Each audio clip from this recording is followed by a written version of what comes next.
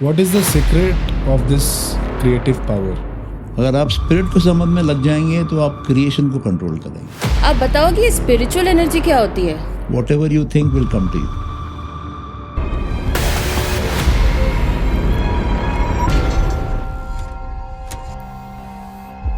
नमस्ते भारत, स्वागत है फिर से हमारे बेहतरीन मास्टर संजय मनसुखानी जी के साथ. नमस्कार. जैसा कि हम मास्टर की सिस्टम पढ़ रहे हैं और जो भी हमारा ये ऑनलाइन कोर्स कर रहे हैं वो बुक ज़रूर पाए होंगे, और जब आप चैप्टर वाइज पढ़ रहे हैं तो आगे हम इसको ब्रीफ चैप्टर वाइज लेके जा रहे हैं. दूसरा, जैसा कि बुक का नाम है द मास्टर की सिस्टम, इसको पढ़ाने के लिए भी एक बेहतरीन मास्टर चाहिए दोस्तों, जो कि हिंदुस्तान में सिर्फ एक है, संजय मनसुखानी जी. नमस्कार सर. नमस्कार. सर, जो पहला क्वेश्चन है मेरा मास्टर की सिस्टम का, एनर्जी बहुत तरीके की होती है, पॉजिटिव एनर्जी, नेगेटिव एनर्जी. आप बताओ कि स्पिरिचुअल एनर्जी क्या होती है? एनर्जी आती स्पिरिट से.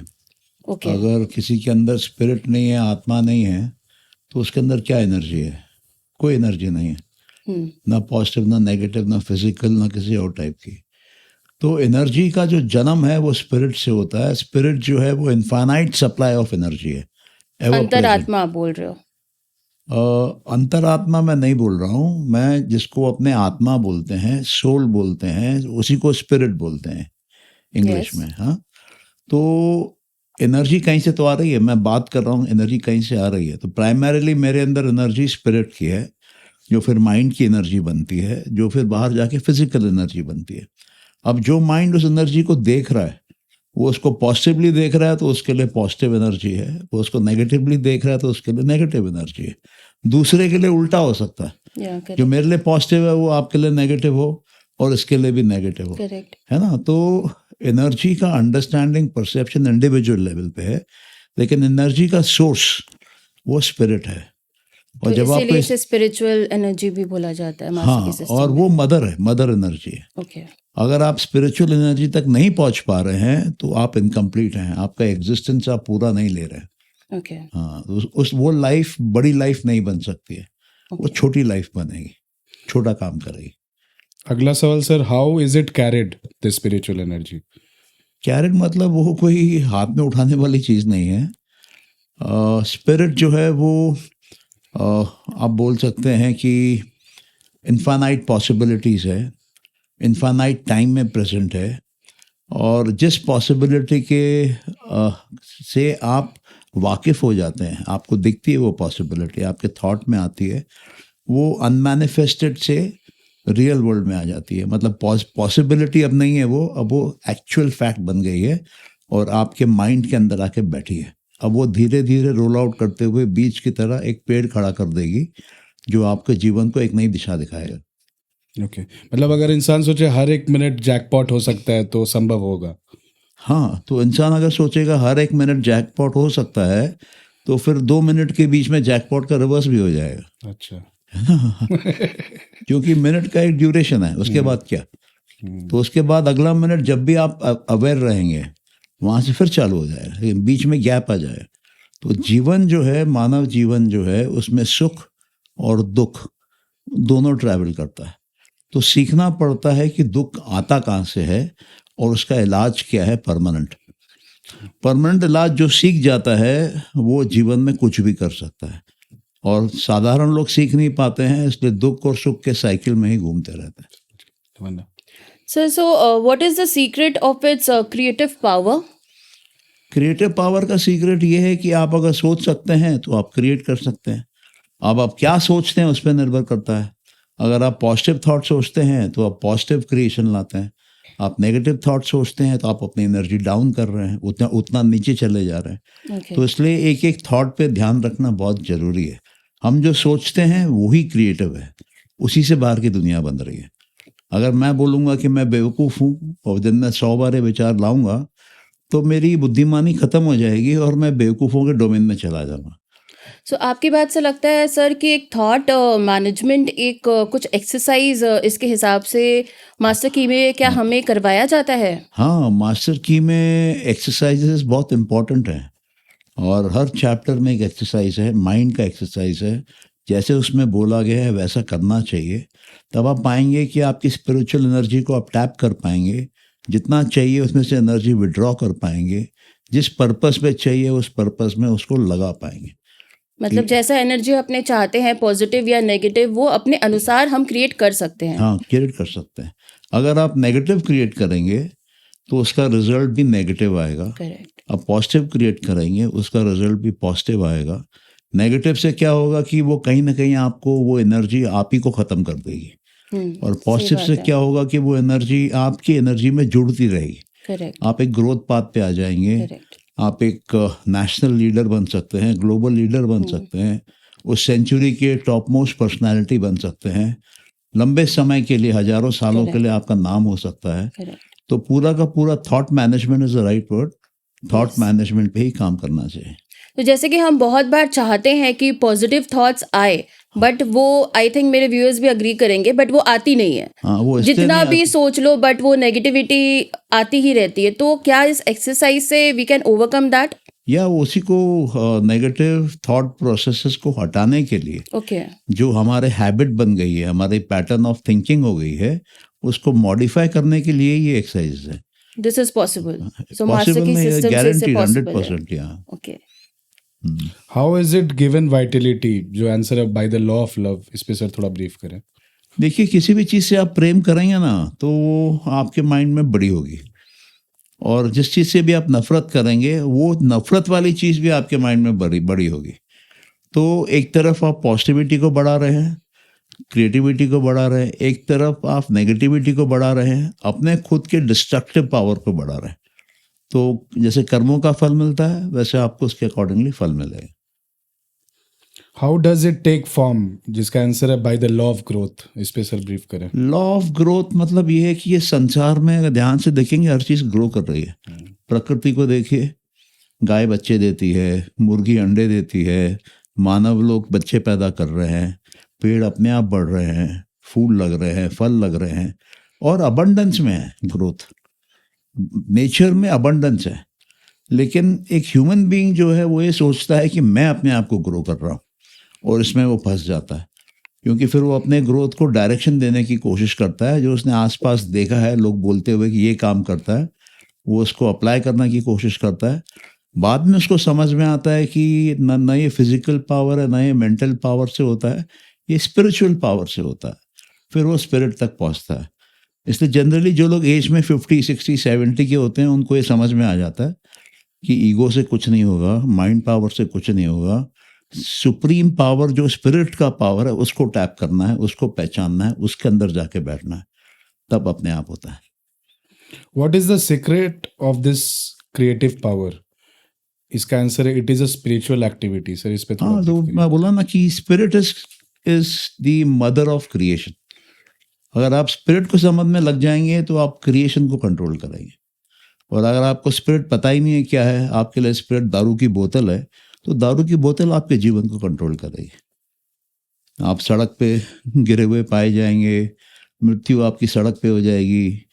मेरे एक फ्रेंड की भी, वो उसका ट्रेमेंडस विल पावर था, लेकिन ईश्वर पे विश्वास नहीं था, और उसको एडिक्शन हो गई ड्रिंक्स की। बाद में उसकी लाश जो है वो घर के बाहर नाली में पाई गई, कोई नेबर लेकर आया, और वो एंडिंग हुई उसकी। How may we develop the faith, courage and enthusiasm which will result in accomplishment? Answer है by a recognition of our spiritual nature.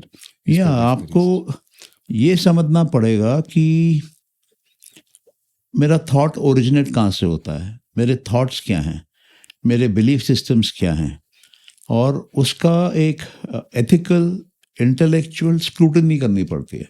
Ethically, ये नहीं कि आपने बदमाशी के माइंड से उसको देखा, और इंटेलेक्चुअली बुद्धि का प्रयोग करके उसको स्क्रूटनाइज करना पड़ता है। मान लीजिए आपके माइंड में 1000 बिलीव्स हैं या 1000 थॉट्स हैं जो ऑपरेट करते हैं अलग अलग टाइम पे। आप एक एक को देखिए, रिव्यू करिए कि इसकी मेरे को अभी ज़रूरत है क्या, ये मेरे को एम्पावर कर रहा है कि डिसएम्पावर कर रहा है। अगर ये एम्पावर कर रहा है तो इसका दायरा मैं कैसे बढ़ाऊँ।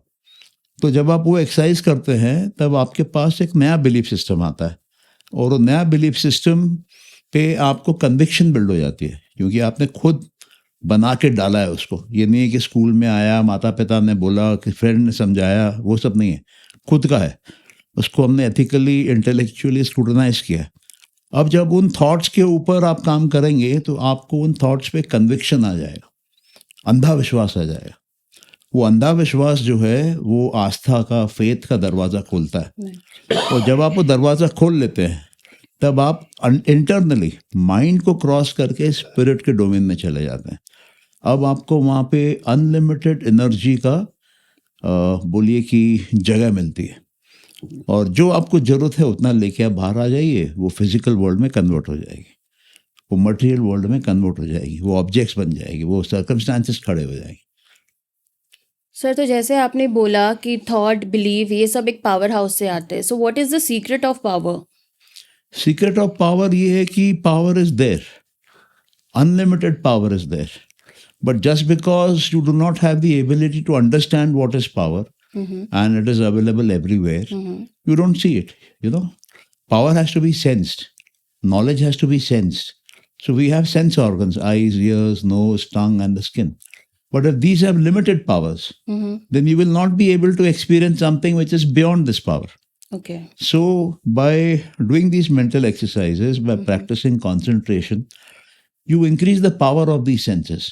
Okay. Then your inner eyes open up, your inner ears open up, and then you are able to pick up what others cannot see. Okay. So in that state, you get knowledge which others are not getting. So you become extraordinary for them, and your knowledge will give you power over them. This is how the yogis get their siddhis. They increase their power of sensing, and they see more of the unmanifested world, which others are not able to see because they don't have the power. So he has more knowledge. He can go into the future, he can go to the past, he can convert objects, he can fly in the air, walk on water, because this is a possibility. But we don't believe that possibility. That is what does not happen for us. The moment you start believing, the moment you start having faith, the moment there is a conviction, then the magic starts. Sir जैसे लवन्या ने पूछा what is the secret of power, book में लिखा है service. अगला question है why is this so? Because we get what we give. मतलब हमें दान ज्यादा करना चाहिए, ऐसा कुछ इसका meaning दान की बात नहीं है। अभी मैं तुमसे पोलाइटली बात कर रहा हूँ, ठीक है? This is giving. राइट। मैं तुमको रिस्पेक्ट दे रहा हूँ, दिस इज गिविंग। मैं तुम्हारे साथ तुमको तुम्हारे लाइफ में ग्रोथ देखने के लिए नर्चर कर रहा हूँ, गाइड कर रहा हूँ, प्रेम दे रहा हूँ, दिस इज गिविंग। तुम में इम्प्रूवमेंट लाने के लिए अगर मैं तुमको डांटता हूँ, दिस इज गिविंग। तुम में इम्प्रूवमेंट लाने के लिए मैं तुमको पनिश करता हूँ, दिस इज गिविंग। तो इंटेंशन क्या है, that is the critical fact, कि तुम्हारा इंटेंशन जमा करने का है कि देने का है। क्योंकि यहाँ कोई कुछ लेकर आता नहीं है, लेकर भी जाता नहीं है, ये सबको मालूम है, लेकिन दिन भर वो जमा करने में लगा रहता है कि उसने मेरे को 4% ऑफर किया तो उससे 5% कैसे कराऊं, है ना? तो उससे क्या होता है कि जो हार्मनी मेंटेन होनी चाहिए, वो एनर्जी को हार्मनी चाहिए। जब उसको वो हार्मनी नहीं मिलती है, वो वहाँ से निकल जाती है। That's very true. समझ गया। Very true. Sir what is the silence? A physical stillness जो आंसर है, एकांत में रहना मतलब। देखो, जब आप साइलेंस में हो तब एक अजीब घटना घटती है। घटना ये घटती है कि आपको समझ में आता है कि आपके पास नॉइज़ क्या है और सिग्नल क्या है। सिग्नल वो है जो मेरे जीवन का पर्पस है, नॉइज़ वो है जो मेरे जीवन के लिए अनवांटेड है। अभी मान लो मैं यहाँ आया हूँ, ठीक है, कोई एक बात चल रही है जो मेरे काम की ही नहीं है, दूर दूर तक काम की नहीं है, तो मैं क्या करूँगा, मैं उसको काट दूंगा। और मैं कहाँ ध्यान लगाऊंगा, मेरे अंदर से क्या आवाज़ आ रही है। अंदर मेरा अगर ईश्वर बैठा है तो वो क्या बोल रहा है, अंदर मेरा गुरु बैठा है तो वो क्या बोल रहा है, अंदर मेरा कॉन्शियस है तो वो क्या बोल रहा है, मेरे अंदर से क्या डायरेक्शन मिल रहा है, मेरा इंटरनल कंपास क्या बोल रहा है, वो सिग्नल है। उसको छोड़ के जो कुछ भी बाहर से ज़बरदस्ती खिड़कियों से घुस जा रहा है, आँख की खिड़की से, कान की खिड़की से, नाक की खिड़की से, जीभ से, वो मेरे लिए ठीक नहीं है। वो मेरे सिग्नल को डिस्टर्ब करेगी। वो जो सिग्नल आ रहा है वो प्योर सिग्नल है, बाहर जाके कुछ बनाने के लिए। जब उसमें डिस्टर्बेंस होगा तो वो एनर्जी बिखर जाएगी, फिर वो मौका ढूंढेगी, फिर वो आएगी, फिर भी वो देखेगी वहाँ डिस्टर्बेंस है, फिर वो चली जाएगी। ऐसे 2-3-4 बार के बाद अगर वो डिस्टर्बेंस नहीं हटता है बाहर का, वो एनर्जी परमानेंटली चली जाएगी, वो लौट के नहीं आएगी। Okay. Of what value is it? It is the first step to self control, self mastery. इस पे ब्रीफ देंगे सर? हाँ, देखो ऐसा है कि 2 दुनिया है, एक बाहर की दुनिया है, एक अंदर की दुनिया है। तो दुनिया जो है वो बाहर की दुनिया को ही सही मानती है, अंदर की दुनिया को उतना इम्पोर्टेंस नहीं देती है। क्यों नहीं देती है? क्योंकि उनको समझाया नहीं जाता है कि अंदर की दुनिया है। अगर उसको अंदर की दुनिया समझ में आने लगेगी तो वो अपने लिए कोई भी दुनिया बाहर बना सकता है। और जो लोग सत्ता में बैठे हैं, चाहे वो बिजनेस हाउसेस हों, चाहे वो पॉलिटिकल पार्टीज हों, चाहे वो जुडिशरी सिस्टम हो, वो नहीं चाहता है कि और लोग इंडिपेंडेंटली सोचें। वो चाहते हैं कि इनकी सोच पे हमारा पावर चले, हम इनको जजमेंट दें, हम इनके लिए लॉज बनाएं, हम इनका एजुकेशन सिस्टम डिसाइड करें, तो वो बांधते हैं। और बनते बनते बनते क्या होता है, वो एनर्जी फिर बाहर जाना बंद कर देती है, वो अंदर ही ख़त्म हो जाती है। वो फिर अगले जन्म का इंतज़ार करती है, अगले जन्म में फिर नए शरीर में आती है और फिर वो सेम चीज़ को करने की कोशिश करती है। समझ गया सर। चैप्टर 4 में जो एक्सरसाइज है, this week after taking your usual position, remove all tension by completely relaxing, then mentally let go all adverse conditions such as hatred, anger, worry, jealousy, envy, sorrow, trouble और disappointment of any kind। जो audience ये course कर रहे हैं, ये exercise sir आप थोड़ा brief कर पाएंगे 1 मिनट के इनमें लिए? सिंपल है कि उसको शांत रहना है। मान लो कि मैंने एक तालाब में एक पत्थर फेंका, पत्थर फेंकने से क्या होगा, पानी हिलेगा, जो नीचे की मिट्टी है वो शायद घुल के ऊपर आ जाएगी, उसकी क्लैरिटी ख़त्म हो जाएगी और मैं सामने बैठ जाता हूँ उसके, दूसरा पत्थर नहीं फेंकता हूँ। 10 मिनट के अंदर क्या होगा, जो मिट्टी उठी थी वो बैठ जाएगी और जो ऊपर की क्लैरिटी थी वो वापस आ जाएगी। माइंड उसी तरीके से, अगर अनवांटेड थॉट्स उसमें आते हैं तो हम अपने चित्त में, अपने माइंड में पत्थर मार रहे हैं, उसके पीस को डिस्टर्ब कर रहे हैं और वहाँ फिर कुछ क्रिएटिविटी नहीं हो सकती, क्योंकि वो डिस्टर्बेंस ही नॉइज़ है, जो सिग्नल है वो गायब हो गया। तो जब तक पीस नहीं होगा तब तक वो सिग्नल बढ़ेगा नहीं। अब पीस को कौन डिस्टर्ब कर सकता है? जेलसी, एंगर,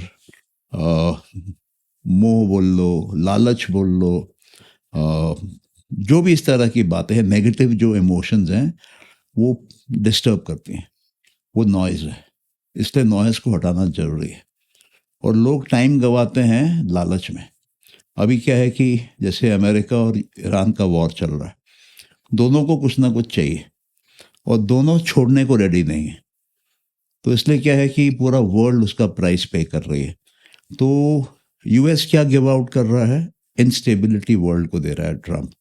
इसराइल क्या दे रहा है? इंस्टेबिलिटी दे रहा है वर्ल्ड को। तो जो दोगे वो लौट के आएगा, वो दोनों के पास लौट के आएगा। आने वाले हो सकता है 1 साल में, 5 साल में, 10 साल में सबको समझ में आ जाएगा। कभी भी बुरा कर्म अच्छा फल नहीं ला सकता है और कभी भी अच्छा कर्म बुरा फल नहीं ला सकता है। जो फेंकोगे बाहर, फ्रिस्बी की तरह वही लौट के आएगा। सर पहले बार्टर सिस्टम बेटर नहीं था? फिर जब लालच भी नहीं होता था, लोग बांटते थे एक दूसरे से सामान। मेरे को उसका एक्सपीरियंस नहीं है तो मैं बता नहीं सकता कि बार्टर सिस्टम बेटर था कि नहीं।